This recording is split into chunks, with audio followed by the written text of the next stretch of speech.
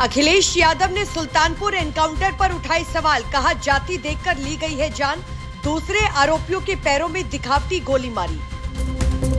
अखिलेश यादव ने एनकाउंटर पर उठाए सवाल तो मुख्यमंत्री योगी आदित्यनाथ ने दिया बयान और कहा कि कुछ लोग देश को जाति में बांटने की कोशिश कर रहे हैं।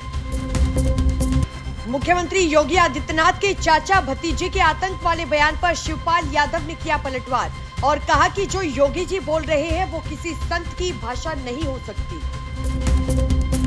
डिप्टी सीएम ब्रजेश पाठक ने समाजवादी पार्टी पर साधा जमकर निशाना, कहा गुंडागर्दी और अराजकता को बढ़ावा देना समाजवादी पार्टी के डीएनए में है। जब भी सपा सत्ता में रही है, अपराधियों ने सरकार के सहयोग से प्रदेश की जनता को लूटा है, बहू बेटियों की अस्मत लूटी है। टीचर्स डे पर मंत्री ओपी राजभर के आवास पर 69,000 शिक्षक अभ्यर्थियों ने किया विरोध प्रदर्शन और कहा कि आज यानी कि टीचर्स डे के दिन उनको कॉलेज के स्कूल में होना चाहिए था, लेकिन आज वो दर-दर की ठोकर खा रहे हैं।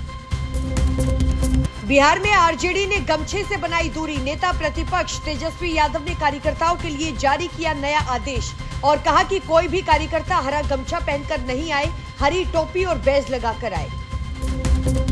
हिमाचल प्रदेश में मस्जिद को लेकर बवाल जारी, मंत्री अनिरुद्ध सिंह ने कहा कि हिमाचल प्रदेश में अवैध घुसपैठियों की बढ़ रही है संख्या, इस बयान के बाद तेज हो रहे हैं प्रदर्शन। हिमाचल प्रदेश में मस्जिद विवाद में लोग सड़कों पर उतरे और अवैध निर्माण तोड़ने पर अड़े। ओवैसी बोले कि भारतीय जनता पार्टी की भाषा बोल रहे कांग्रेस के मंत्री। हरियाणा में बीजेपी की पहली सूची आने के बाद बवाल, मंत्री रणजीत चौटाला ने बीजेपी छोड़ी, टिकट नहीं मिलने से हुए नाराज, बोले निर्दलीय चुनाव लड़ूंगा, बीजेपी को ताकत दिखाऊंगा। देश की सबसे अमीर महिला सावित्री जिंदल के साथ बीजेपी ने की बगावत, टिकट कटा तो सावित्री जिंदल ने निर्दलीय लड़ने का किया ऐलान और कहा कि मैं पार्टी मेंबर नहीं, कुरुक्षेत्र से बीजेपी सांसद नवीन जिंदल की मां है सावित्री जिंदल।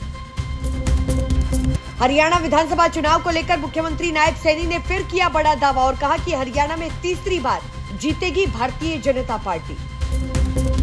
हरियाणा विधानसभा चुनाव के लिए आज शाम 5 बजे कांग्रेस सीईसी की होगी बैठक। उम्मीदवारों को लेकर 30 से ज्यादा नामों पर कांग्रेस पे खींचतान, मिनी कमेटी की बैठक के बाद भी खींचतान जारी। नशे के लिए सांप का जहर सप्लाई करने का मामला, यूट्यूबर एल्विश यादव से ईडी की पूछताछ 8 घंटे के बाद हुई खत्म और ईडी ने एल्विश यादव से पूछे कई सवाल।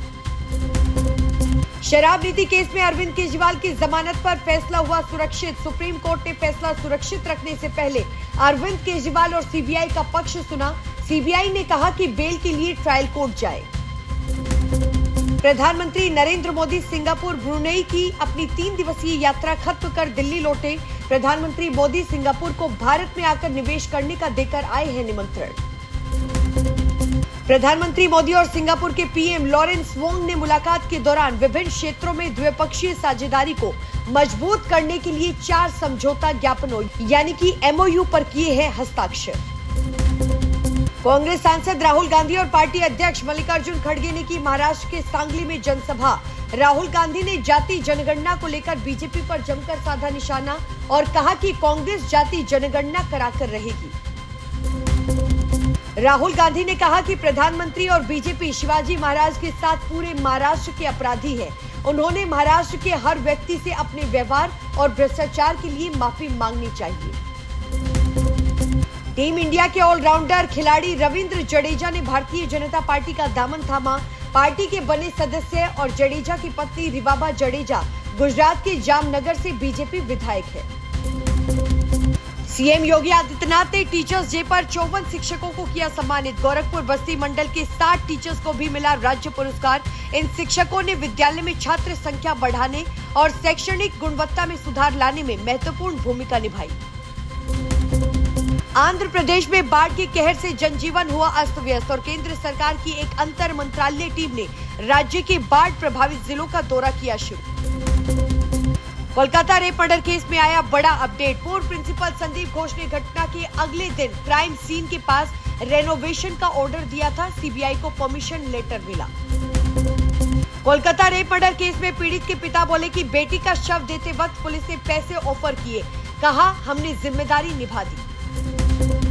रेसलर्स विवाद पर बृजभूषण सिंह ने दिया बड़ा बयान और कहा कि मुझ पर लगे आरोप भूपेंद्र और दीपेंद्र हुड्डा की साजिश थी। ये बात आज देश भी कह रहा है और अब मुझे इस बारे में कुछ कहने की कोई जरूरत नहीं है।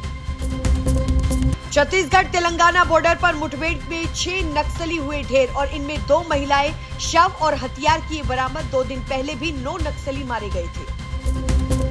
पूर्व ट्रेनी आईएएस पूजा खेड़कर ने दिया बड़ा बयान और कहा कि एम्स में विकलांगता टेस्ट कराने के लिए तैयार। पुलिस ने डिसेबिलिटी सर्टिफिकेट पर उठाया था सवाल। दिल्ली हाईकोर्ट में अगली सुनवाई 26 सितंबर को होगी। दिल्ली के पूर्व शिक्षा मंत्री मनीष सिसोदिया ने दिया बड़ा बयान और कहा कि एक आईएएस या कैबिनेट सेक्रेटरी से ज्यादा होनी चाहिए हमारे देश में शिक्षकों की सैलरी। राहुल गांधी के फ्यूचर में प्रधानमंत्री बनने वाले सैम पित्रोदा के बयान पर बीजेपी ने किया पलटवार। बीजेपी सांसद रविशंकर प्रसाद ने कहा कि पित्रोदा अगर सच में राहुल के अंदर पीएम की छवि देखते हैं तो पहले उन्हें बोलना सिखाए। सिक्किम में सेना के 4 जवानों की रोड एक्सीडेंट में गई जान और आर्मी ट्रक 800 फीट गहरी खाई में गिरा। 10 दिन में ऐसी दूसरी घटना। सेना के ड्रोन्स में चीनी पुर्जे लगाने पर रोक लगाई गई। डिफेंस मिनिस्ट्री ने 200 ऑर्डर्स होल्ड पर किए। मैन्युफैक्चरर्स से कहा कि चीनी कंपोनेंट नहीं है, इसके सबूत दे। दिल्ली हाईकोर्ट ने विकिपीडिया से कहा कि हम भारत में आपका बिजनेस बंद कर देंगे। सरकार से विकिपीडिया बंद करने के लिए कहेंगे। अगर आपको भारत पसंद नहीं है तो यहाँ काम मत कीजिए। देश का मानसून ट्रैकर राजस्थान में 3 दिन भारी बारिश की चेतावनी। गुजरात में बारिश बाढ़ से अब तक 49 लोगों की मौत। हिमाचल में 119 सड़कें बंद। मुंबई गणपति के स्वागत के लिए पूरी तरह से हुआ तैयार। गणपति लाल बादशाह राजा की पहली झलक आई सामने। देखने के लिए भक्त थे बेताब। और आज के लिए इस वीडियो में बस इतना ही। अगर आपको वीडियो पसंद आई हो तो वीडियो को लाइक करें, कमेंट करें, शेयर करें और चैनल को सब्सक्राइब करना बिल्कुल न भूलें। नमस्कार।